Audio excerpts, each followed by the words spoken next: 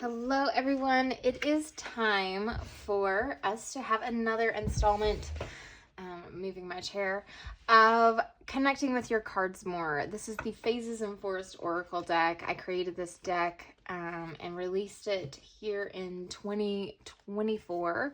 I did a Kickstarter last year. And I'm just so thankful for the reception that you have been or that I've been getting with the deck, and I'm really excited about being able to use these videos to help you connect even more with your deck. So this is the Roots and Wings Oracle deck, which is the one that I created, I think, in 2018, and I just released it again, like a new edition, a box edition, and it's kind of a luxe edition. But I'm pulling out of this card because today our topic is duality. And I have a duality card in the Roots and Wings Oracle deck. And then that's sort of the jumping off point for a collection of cards within your Phases and Forest deck. So I've done, I think, my first video in this series of connecting with your deck talked about different ways to organize your cards, and this is another way. This is a set of cards that you can pull out from your deck. So I've already done that here. I'm going to go ahead and just set the duality card over here for us, and I'm pulling out, excuse me, hiccup. I'm pulling out the cards that have the and sign in them.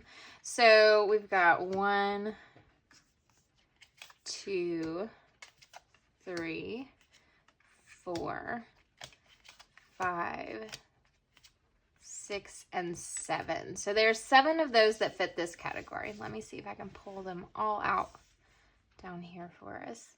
I'm going to put these two are kind of sister cards. And then I'm not sure they're all going to fit completely.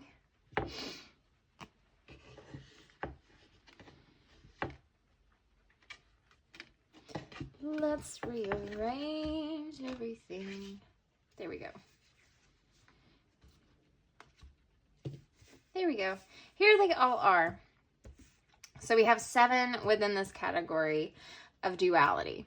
Now, the meaning of duality, this was one of the cards that I received the most messages about.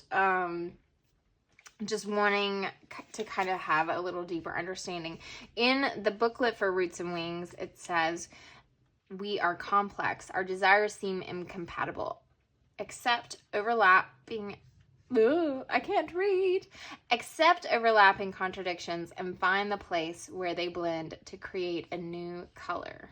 So I was talking about in terms of color and the blending, which is visually represented here.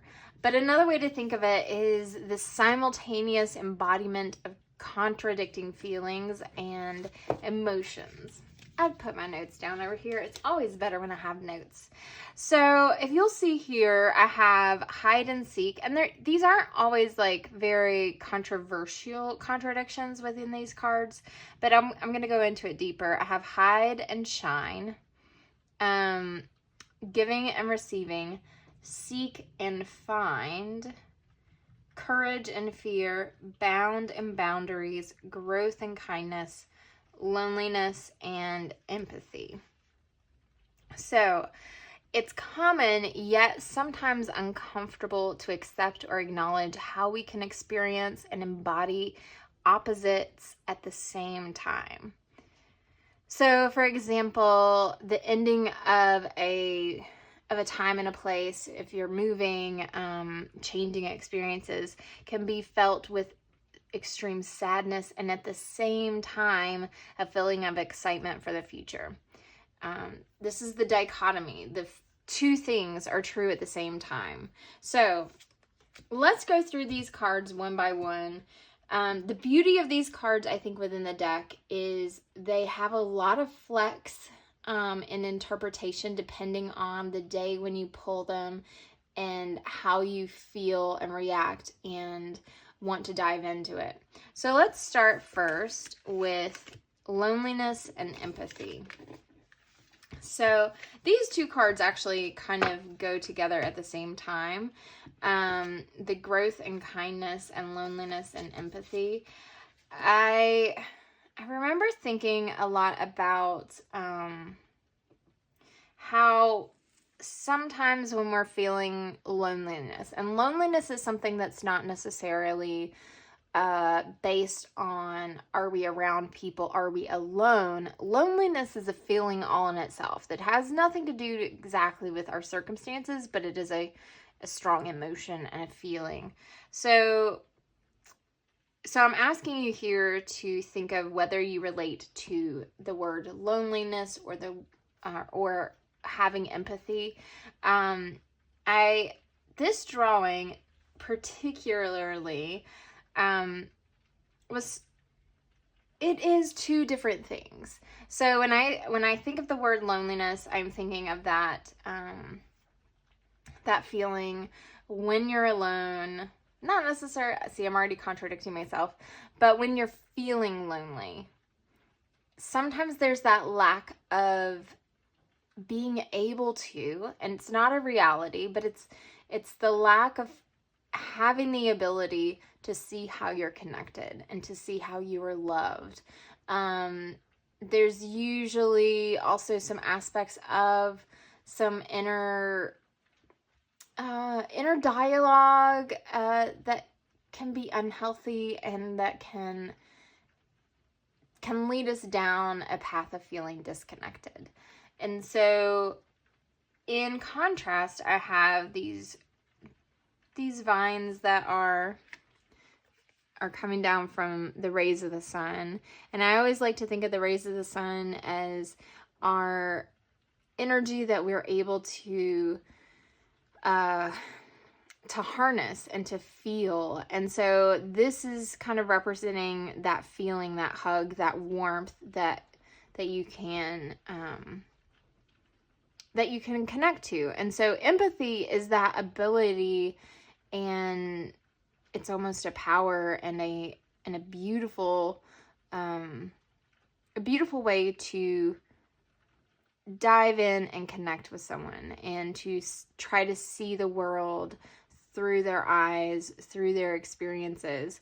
And it's also sort of a warning of the fact that, like, sometimes we have to create a little bit of guarding for ourselves with empathy. When we dive too deep into that, it can almost strangle us. I don't know if that makes sense to you. I don't know if you've ever felt like you've been in a place with that, where you take on the feelings and the burdens of others so far and so deep that you start to lose yourself a little bit.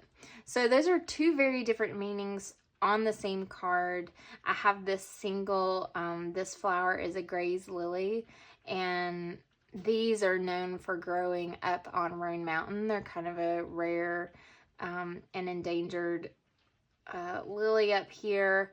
And so I kind of like that I have this one lone lily that kind of feels a little bit like the loneliness, but also kind of the nodding of the head is the posture of empathy and understanding. There are tears in the sky, the clouds. We've got some of the phases of the moon, which also is representing for us that, like, we can move between these different feelings, between these different capacities, and it's none of this is stagnant. I don't know if that makes sense, but it's all part of the phases. It's all part of movement and change and being humans that are constantly flexing and folding and moving within the experience of life. This one here is growth and kindness. You'll see here how we've got these all attach. So everything that goes down also comes up and comes back in. And so it's meant to really create this idea of how everything is connected. And so you can think of it as going down and then up, or you can think of it as up and then coming down. And so it's this idea of, if we focus on our kindness, which, let's say that's our outward expression towards others, and those are these leaves, this is that kind of beautiful sense of giving and offering and being light and loving towards others. In doing so, it helps support our growth. So growth and kindness, they go hand in hand, but they also can be divided out. And so you can be thinking more of like, are you in a time where you're really needing to grow, where being kind has kind of been a difficult and a struggling thing? Maybe there's something there that, like, you know, an insecurity and a fear that's not allowing you to feel like you have the capacity to be kind. And maybe there's some life circumstances that have drained you so much that you don't, that it's a struggle to find that, some of the words that I can relate to that is like with patience, with understanding, with taking the time to see someone else in a new light, in a different light, in a genuine and authentic light. There's just a lot there. So this one, see how this one has a bright background. This is more of the, like, the darkness is kind of some of that, not necessarily shadow work, but it is, the growth is an internal journey. And so, but it can also, or it can also have to do with, we can grow through acts of kindness. We can grow through being kind. Even if it's not genuine initially, I think even by forcing yourself to do an act of kindness, to show kindness to someone else, it will come back in and be part of that journey of being able to grow and pull yourself up, pull yourself into more of a fuller, more abundant state. So, you know what, if you ask me on a different day how I'm going to interpret this card, there might be different elements. I might say something totally different, and that's kind of what I really, really love about Oracle cards in specific, that they do have that opportunity, that open-endedness to revisit and to see differently, depending on the day. And so this question on this card is, are you supporting your growth with kindness? How are you creating more love for yourself? So looking at it all as being there as part of your own sort of life story, and thinking about the fact that, like, you being kind, being generous, loving others and loving yourself is really what life boils down to. So those are those two cards. Here we have Bound and Boundaries. I think I've talked a lot about this card. This one kind of hit me pretty hard when I sort of started journaling about it and writing about it. And I'll read let's see what we say here in the book. And everything is alphabetical except for the moon cards, but we don't have any moon cards today. Setting boundaries and feeling bound can look similar from the outside, but it is more about how they serve you on the inside. Feeling trapped and without space to move and grow is an uncomfortable feeling, as well as not having strong boundaries that protect your growth, health, and personal space can also feel uncomfortable. So there might be areas in life where you feel like you have nice, strong, healthy boundaries. And at the same time, there might be areas in your life where you feel very bound up and not able to have the freedom that you desire, or to have the boundaries that you desire. And so those things can happen and be present simultaneously. And I think that it's good, especially when you're feeling stress, when you're feeling exhaustion, to look at different aspects of life and think about what is needed here. Is there a need to shift from feeling bound up and unable to express yourself, or to do the work, or to do the acts of service, or just even the free thinking that you desire, versus are you needing to set boundaries? So that one I think is pretty self-explanatory. This is a root ball. There's, you know, a lot of parallels with, you know, growing things in pots that you can kind of think of. Like, you know, there's a point where if the roots haven't grown enough and you move it to a big pot, it actually is too much room and the plant dies, versus needing to move it to a bigger pot and grow in a very like measured and specific way. So I don't know. So those are some different aspects to question and look at on this card here. These are rhododendron leaves. I love, they're evergreen. They're green all year round. The leaves are. And then we have this fall tree that's without its leaves at the moment, and the birds are flying. 1, 2, 3, 4, 5, 6, 7, 8, 9 of those. And we have our moon cycle here, and I'm going to go more into depth. I've been doing a series on my Patreon. It's been a little bit slower getting each one of them out, but I'm going more into depth with each card, so one by one, and I'm putting a synopsis on my website at the same time when I do that. So our next card in this collection is Courage and Fear. I think this one is pretty self-explanatory in the fact that, like, there kind of has to be a little bit of fear there for you to have courage to walk through it.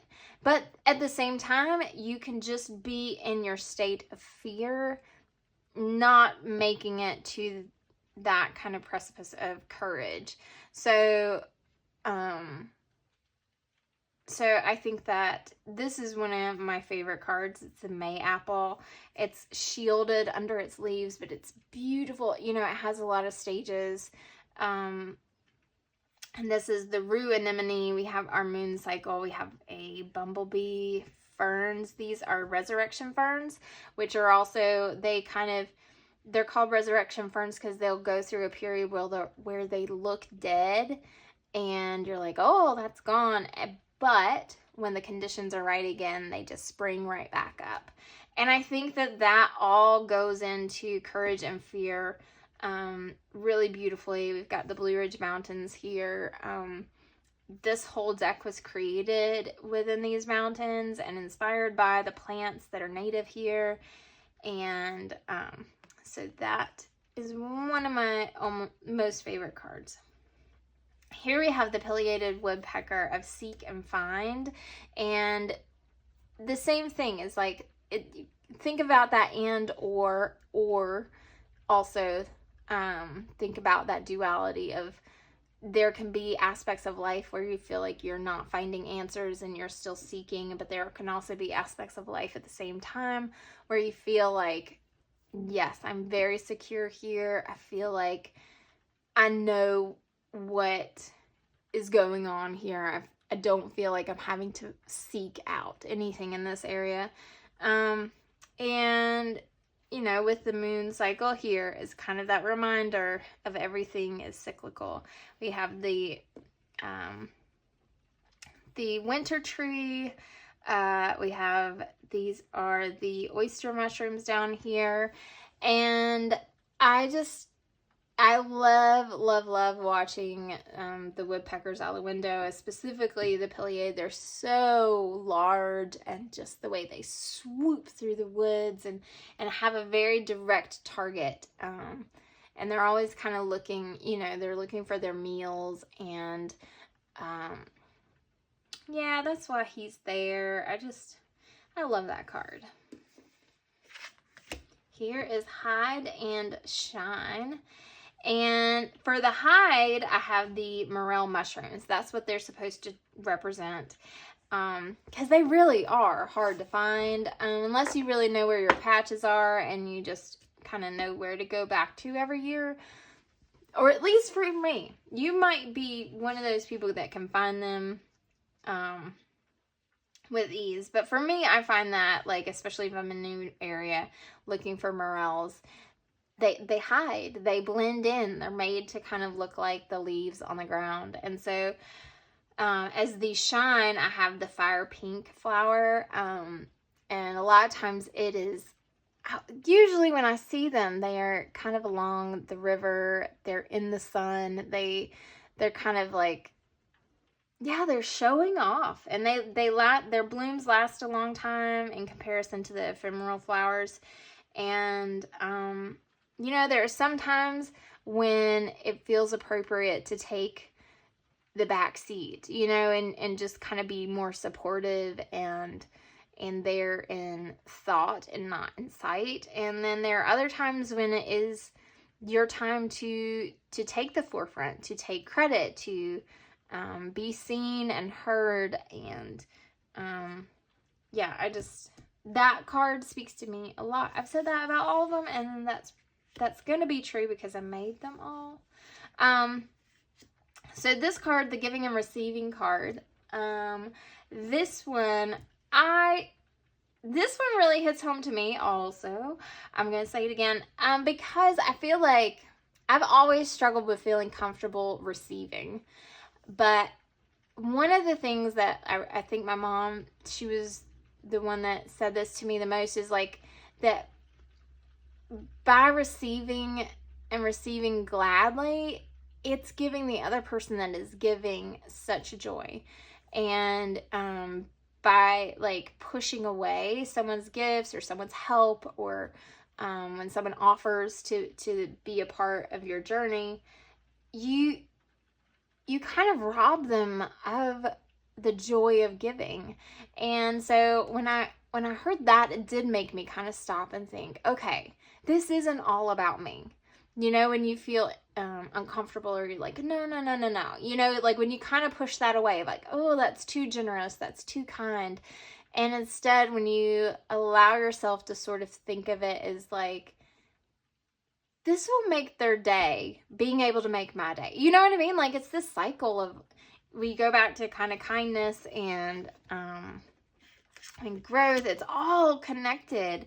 And so this tree that's kind of reaching up, and the roots, it's kind of all of that. It's like it's representing you're either reaching up to receive, or you're reaching out to give, and it all is beautiful. So I think that I always thought, like, no, I need to give. I need to not think about what I'm getting. You know, like, this is how you're a good human.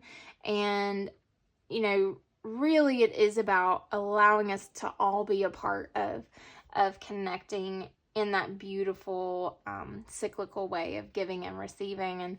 And those, as seasons of that, there might be seasons where you're needing help, you're needing assistance, and so you have to be on the receiving end. And there might be seasons of abundance where you're the one that has the ability and the time and the resources to give. So yeah, these are our duality cards, and I hope that's been a useful way to dissect them.